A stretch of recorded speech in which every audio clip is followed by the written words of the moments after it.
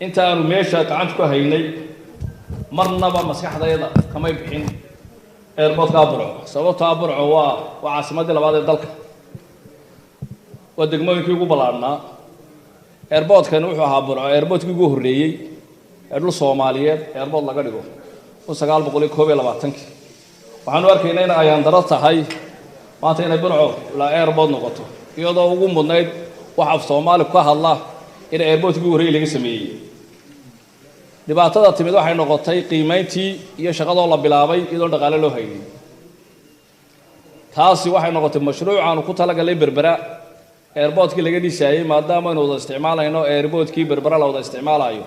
in airportka xagan loo soo raro harkii wuxuu noqday in qiimihii lagu qiimeeyo mashruucan hore iyo mashruuca lagu qiimeeyay kala duwanaadaan marka waxoogaa financial gap xagga dhaqaalaha ayaa jiray tii waxaan jecelahay waanu sameynay saaka waxaanu kulannay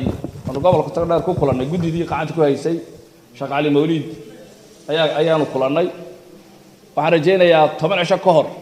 madaxweynaha Jamhuuriyadda Soomaaliland waxaan ka wada hadlaynay mashruuca airportka ee Burco